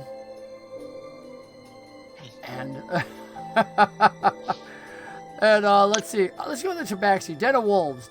You're closing on your friend who just tackled somebody in front of you. What are you doing? I'm just gonna like walk forward and like crouch down before him. So, you want to explain why you accused us of attacking you and then ran? He's like, let go of me. Get off, get off. And now he's struggling against you, so it's an opposed roll, Griffin, for somebody trying to break free of you. Good luck All with right. this one, because he kind of nailed it. Oh, God. Okay, so what is it? Again, I shouldn't have athletics? said that out loud because they could use plot points to adjust their roll. Oh, It is athletics, you don't yes. say. I Let's was see. feeling a little cocky. I got my first good roll tonight on The my second you said that, I crappy started dice, looking too. at plot points. Yep. Well, that's strange. I have 24 plot points I haven't used. Or you could just let him get loose. Nah. It's not a big deal. No, why would I do that? How many plot points to keep this guy in restrained? It's an opposed roll. You don't get a number. You get to try to adjust your roll with plot points and see if it works. All right, I'm gonna go. I'm gonna put like maybe 7 plot points into that. Okay. So yeah. So you rolled an 18. Like I'm this going to throw one in as well. Okay. So- Cool. 19. 19. So let me adjust these plot points real quick before these guys. Otherwise, I might forget. So Eric, you tossed 7 at it, It's okay if you Yes, sir. forget. and all the viewers are like, "Can we give plot points?" And of course they can. And let's see. And Brock threw in 1 plot point. Boom. All right. So your total was All right. an 18 total because we had 11 plus 7 plus 1, right? So that would be 19, right? 11 plus 7 is 18. 19, correct. It is a 19. Yeah, there we go. There you go. Yeah. Woohoo! It is a 19, and literally you've got him wrapped around with both your arms and your wings over this guy as he struggles until he headbutts you right in the beak, darn near cracking your beak, busting out and rolls away as you guys see this Damn. happen. Literally, he fought dirty and just gets away and uses his movement to just get to his feet, since he has a movement action the same as you guys. And like Sniffles, he says, "Get back from me!" And he holds up his hands as if trying to hold you at bay, but you don't see a weapon. Griffin starts holding up his hands like, okay, I could do something like that too. You know. And rest of you? Am I within 10 feet? We're loosely in combat. I just If you wanna, I want to say yes, but there's a whole bunch of you are because you're part of this crowd of individuals that has gathered around now. Do we want to use the whip? Oh my That's your god. I'm going to draw my I can whip. I'm not going to use it dude. just yet. If the guy goes to take off, is he trying to flee or is he just getting up? Right now he got to his feet. It seems clear he will flee, but Okay, I'm gonna ready my whip and try to close distance on him. oh my god, I gotta share this. We just did a hype train level 3. I'm sharing that, dude. I don't know where Hey, I we shared get it. But I emotes. shared it somewhere. Dude, what's that? All right, so I missed it, Brock. What did you just say? I was distracted. I'm gonna draw my whip and ready it for action, and I'm gonna try to close distance with him All and right. try to get close to him, and so that I don't have as many people in the way. Okay. Closing distance is easy. You get right up on him, 5 feet. You know, he's asking everybody to shout, "Get away!" And as you close in, he bolts, and you have more movement because he had to use half his movement getting up. So he kind of starts stumbling back. You can catch up to him. You can try to grab. You can do whatever. Also, Griffin, if you want, technically you have an opportunity attack as he leaves the 5-foot range. It'll be at disadvantage because you're considered prone still.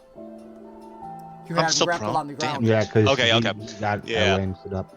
Okay, so I'm gonna take that opportunity, and I'd love to just try and like Eldritch Blast his legs or something as he's Do running. it. Make the roll, buddy. Make the roll. And I'll be giving in a moment each of the players 3 plot points just because I got distracted. Because you know what? You guys deserve something when our viewers do something awesome like that and create the first ever hype train like that, you know, and we're sharing it. You guys get to win. You guys are the players are the winners. All right, Woo, what did we woo. roll? So I roll with disadvantage, and I still got a 20. Dude, describe it. Your green Eldritch Blast, because you said you want yours to be green, so.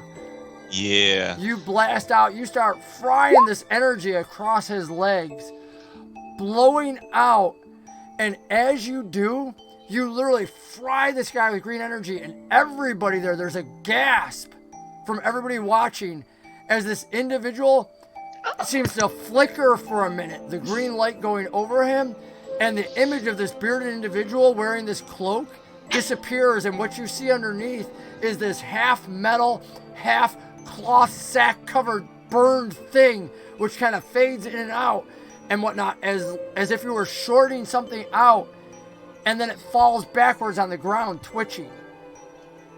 Oh, With his disguise. And Griffin would like to get up and go to that thing. and everybody's like, now there's like anger amongst other individuals that something's been with them, something's been you're just hearing this cacophony of voices, you know, start shouting out, and a couple of the individuals run off towards where the main lights are, where all the circus performers are gathered. So you know you've only got moments before you're probably going to be taken over by a bunch of individuals.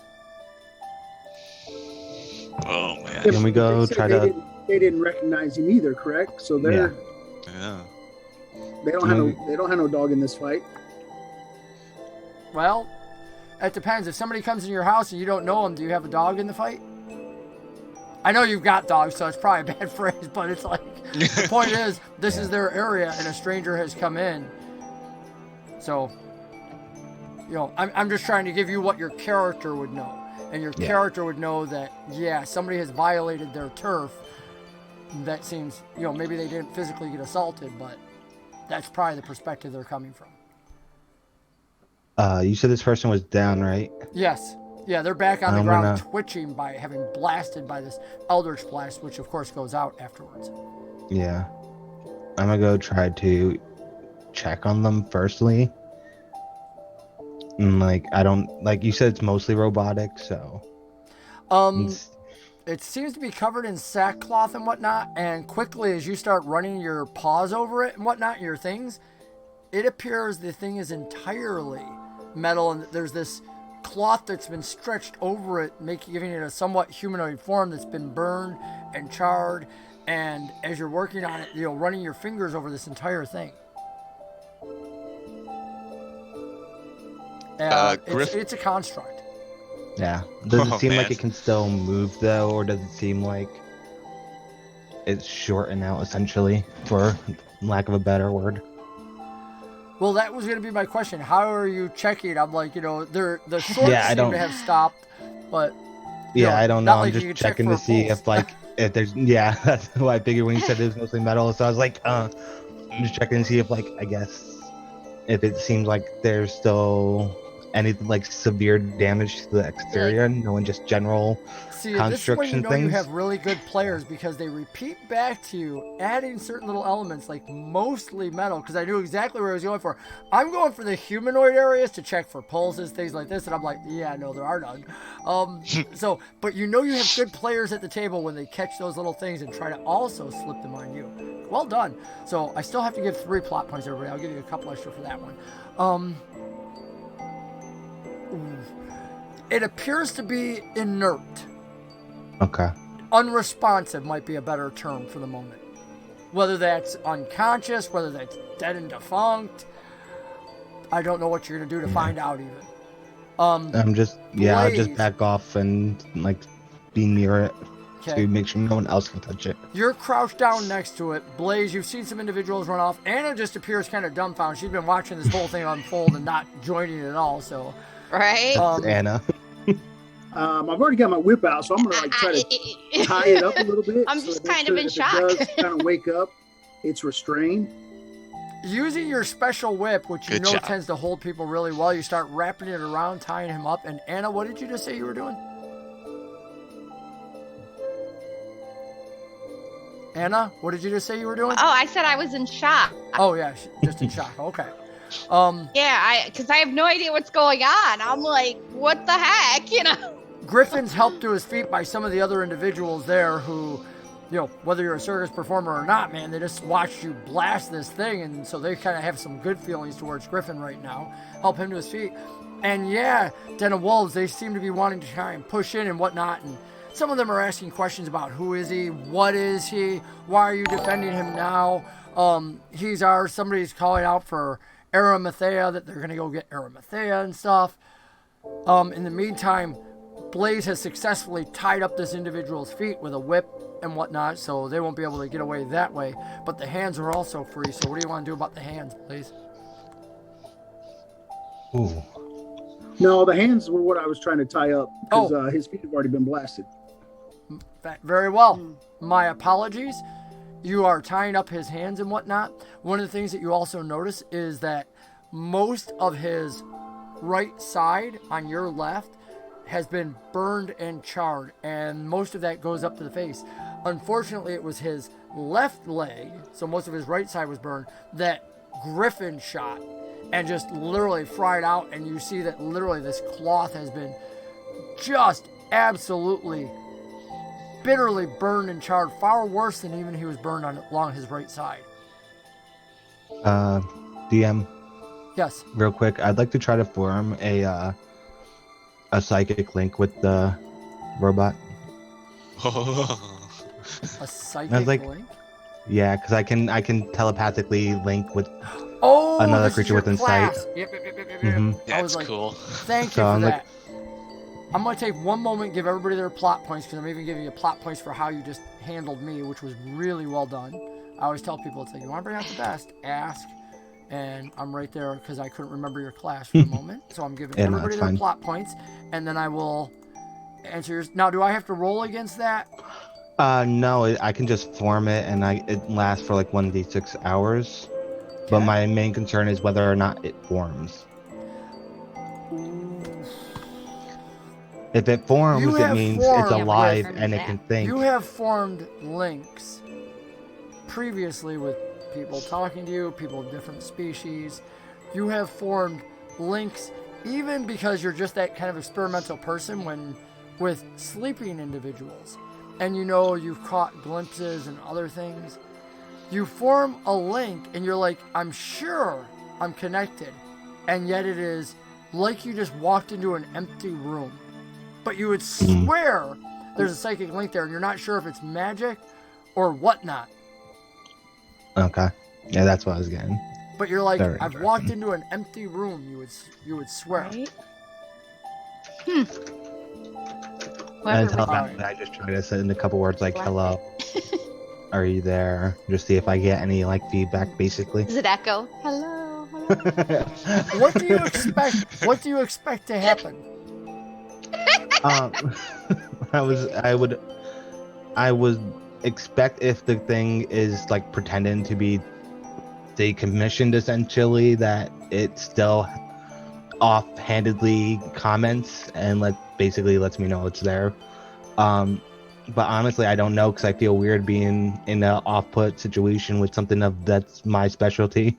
So, As you're looking around, you call this out, and a voice from right behind you startles you, and you spin around and see this man in this perfect suit that's been purchased, and it's got all the frill on the collars and everything else, looking at you, and he has a beard, and he's got a cane in one hand. He says, "What are you doing here?" And it's clearly an older gentleman, really big belly and whatnot, looking at you. what He are says- you doing here? And I say only telepathically to see if he responds. You say it telepathically, and the individual, it's almost like your voice echoes around the chamber, around you, even though you don't feel like you've moved your lips at all. And he says, "Where else would I be? But you've never been here before." He says, "Why can't I wake up?" When did you fall asleep? He says, "I don't sleep. Well, not often anyway. Not that I recall." He goes, "Where are we?" A circus. He says, Welcome to the circus. but he says, "I've only come to the circus to see the show, to make sure that it was safe." Uh-oh. God. And then you falsely accuse people of attacking you? He says, "The attack, you're one of the ones, you're the one that chased me down. I recognize you now." Good. And with that, can you force the psychic link, or can the other person break it? Because I thought it had to be a willing participant. I might be wrong, but I just remember when I read when you first asked me about this. And a creature you can see up to...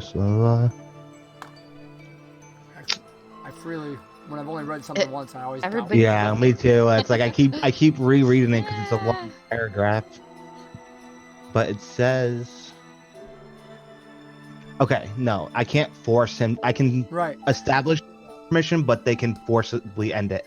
And so with that, literally you find yourself cast out of this empty room. And as all of you are watching, because the Tabaxi was there with it, whatnot, suddenly this individual starts twitching on the ground and trying to, physically move their body and whatnot. But their hands are tied up, and they start scrambling back, using their legs to try and push away from you. And then the crowd, of course, goes immediately wild. They're like, "It's alive! It's alive! Get it!" And literally this swarm of 12, 2 left, so call it 10 people start swarming around to grab this person. And you guys know peasants with pitchforks. Ooh. Yeah. They could probably... there's This 4 thing of you. apart. There's 4 of you. And unfortunately, you don't have the superhero Robin because we lost him as we just started sailing our own directions and stuff. Basically, yeah. Wait, I thought he was following me. Yeah, until you were like, "I'm heading there, then heading over here, and then be tackling following him. things."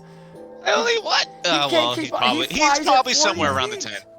He flies at 40 Blayze feet. kind of He's leans somewhere. back a bit and puffs himself up to make himself look larger, and then in a deep grumbling voice yells to stay back.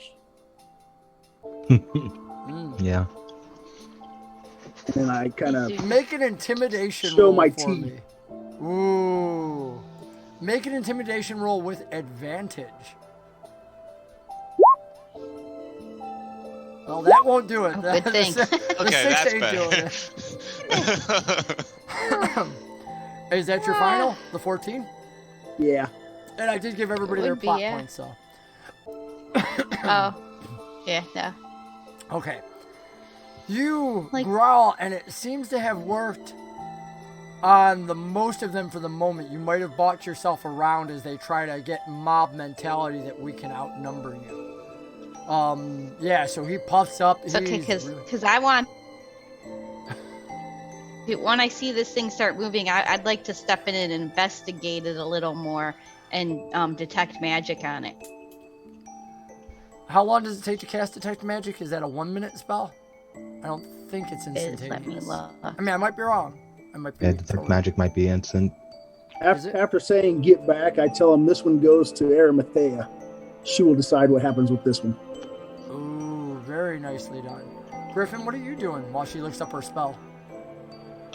So Griffin being helped up feels nice, but he's gonna go towards the actual construct and assist in that, saying, "Please, this has to do with whatever happened yesterday or earlier with the fire and explosions. This could be our culprit. We're trying to figure this out." Between Brock's and yours, Says and what are one you doing? action. Okay, perfect. So literally, you cast Detect Magic, and in your eyes, this entire creature begins to glow. Specifically, the fabric that is mostly charred and burned appears to waver in and out of light around it. Den of Wolves, what is your what are you doing at the moment? Yeah, I'd like to get like one arm. I could get my arms around his arms, that where they're bound, so I can kind of restrain him a little bit if he tries to get up and move. Okay, as he tries to crawl away, you grab his arms and hang on to him. Moments later, you guys have this individual. He can't really get away from you. He appears to be having difficulty moving as if it's severely damaged. And it doesn't take long before you hear the footsteps coming. These individuals who ran off have brought Arimathea back with them, fulfilling Blayze's charge against the others. And she quickly tries to discern what's going on, and it comes out that this individual is hiding over there. There was magic involved.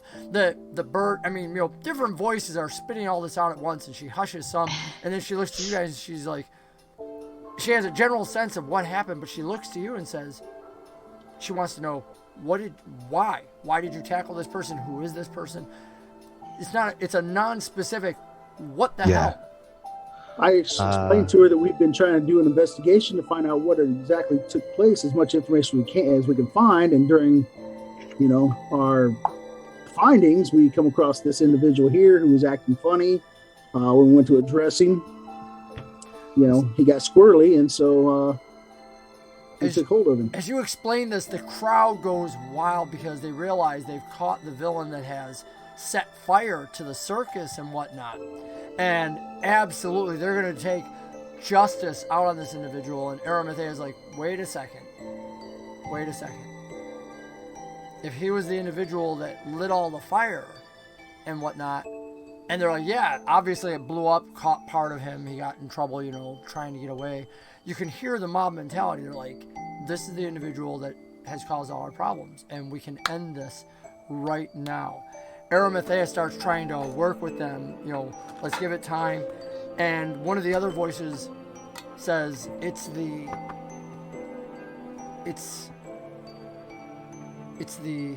Emperor's land that we're in.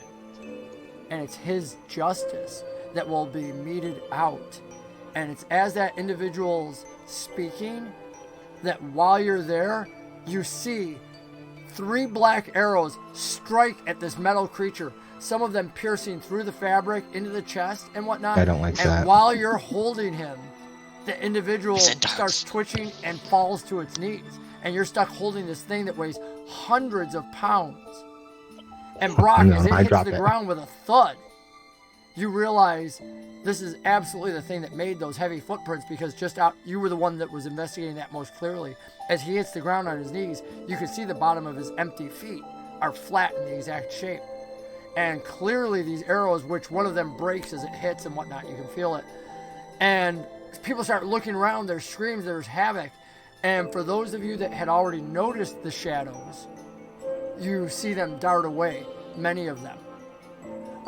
Griffin, specifically because you saw more, I would like you to make a perception roll for me, please. Sure. Perception right there. Do I see any of them? Yeah, you As saw they're some trying to before, go. I thought, didn't you? No, yeah, but specifically now, while they're trying to run away. Well, like I said, you see the shadows on the rooftops kind of slip away, which means, it's like a head disappearing. It's not like I can keep seeing them. Griffin, your active perception, you noticed something because you had specifically looked towards one of the rooftops nearby, which is actually Arimathea's trailer, and you are fairly certain that on the top of that trailer there's still an individual watching. But it's not the direction from where one of the arrows came. Damn. Okay. With that, Griff is gonna say, "I've spotted one," and then fly in its direction. Griff, you launch into the air as Arimathea is still trying to speak to others to get them calm, because now, like I said, there's kind of a panic now. There's arrows shooting and whatnot, and she's commanding orders. She's like, "Get to safety, everyone, get to cover." And she looks to Gonic, who's Duck come and with her. cover. And she's like, "What?" She goes, "Get this thing, bring it along." And literally, everybody starts somewhat scattering. Gonic's trying to grab this form and drag her and this thing towards the trailer and whatnot. You launch into the air, Griffin, and you have a perfect perception. You don't need to roll. You can see this individual who looks at you, sees that you're looking right at this individual, and you see them raise a weapon right towards you. Ooh. And that's Ooh. where we'll end it for tonight. Why are you so impulsive? It's a Because Yeah, that's right my where character. Griffin- Maybe My I'm character. quicker on the draw. I don't know. You don't know what's gonna happen next. I You're could have about just to get that bam. control. So your friends all see you launch into the air, and Blayze, you seem to be kind of watching the ground more. You know what? While I said we're going to end it, I just want to throw this in there. Make a perception roll for me, Blayze. Just because this might be fun if he actually gets it. He's been rolling so hot tonight, I'm hoping he does. Come on, big numbers, no whammy. Big numbers, no way. Wow. Boom. Oh 20. yeah. You're smart enough to watch the crowd for anything, and you notice a black figure from back towards where all the performers came, who's bum rushing from behind. Most of the rest of you were looking, like Den of Wolves was specifically looking for some of those other ones that he'd seen in the shadows and whatnot. It's from rushing behind me? Anna, from over where the direction where everybody else came, because everybody's basically focused in here, and this individual is running up from behind at everybody else. Now your whip is not with you. Your whip is tied around the hands of the other Right. one. What do you want to do? We'll give one last action. I know we already said we're ready, but How far away is he? closing quickly. They're dashing, so they'll probably be on you in one round. But if you want to ready a reaction, I would let you start first if you wanted to. I'm gonna pull a dagger, and if I feel that he's coming in for an attack, I'm just gonna launch a dagger. Okay. You are going to launch a dagger attack. Melee attack, or you're going to chuck it at him? I'm gonna throw it at him. You're going to throw it. All right, well, making a roll for attack. As this thing in the blackness just comes running out straight at you. Roll damage is click. The dagger at a 7 definitely does not hit. Is that your final roll? Yeah. Okay. Hopefully it'll stop him. The warning shot. He meant to miss. He warning shots this thing, and the dagger goes spinning end over end right for the head, and Robin ducks his head and squawks loudly as the dagger passes over, and this black Kenku rushes forward to help his friends. Luckily, Robin was not taken out by a Knight of Fright. That would not hit. Thank This God. probably still remains a Knight of First because he's kind of getting used to being killed by his friends and his partners. So It only Robin makes him successfully stronger. meets up with you all, having been running and dashing this whole time to catch up with his friend, and he just happened to be looking up as his buddy, who he's supposed to be following, launches into the sky. And that's, of course, where we will end it. So let me grab our... I was waiting. I was like, oh, it's about to happen. That's it. That's the end of Robin. I got all my big rolls out early. Oh, Thank God thank for that. God. Who would have thought we Robin would be lives another thankful? day. All right, let me find out who we're streaming against. I think we're going to go after Mad Birds here. Start a raid. Mad Birds, pick up. I was trying to type this in earlier, but I did not get a chance. I want to thank all of our viewers tonight because they have been absolutely amazing. Boom, to be with tonight. You guys are awesome. So we're going to be raiding Mad Bird streams. I invite you to come over, set all your little hype tokens now because cut and paste them into the thing. This is why usually I talk about it in advance. Give you some time to set up all your hype. That way when you get there, you can just hype icons everywhere and let Mad Bird streams know that we're sending our love over there. I want to thank each and every one of you for all the love tonight because, wow, it was truly a night of first. You made this absolutely incredible. What a joy to play with you, our viewers, to play with you, our players, because our viewers just did some amazing stuff. We're gonna look forward to meeting Verdict here next week, so we'll be having a party of 5. That'll be a whole other night of first. Make sure you're here. Verdict and I will be working on his character all this week, chatting about concepts and what will be fitting in for next week's game. So whatever table you're at, whether it's our virtual table, whether it's your home table, whether you're playing somewhere else, make it the best game possible. Make amazing memories and even better friendships. I want to thank you all for joining our game. Happy gaming wherever you are, and God bless you. We're raiding now to Mad Bird Streams. Have a great night, everybody. Raiding now. Boom.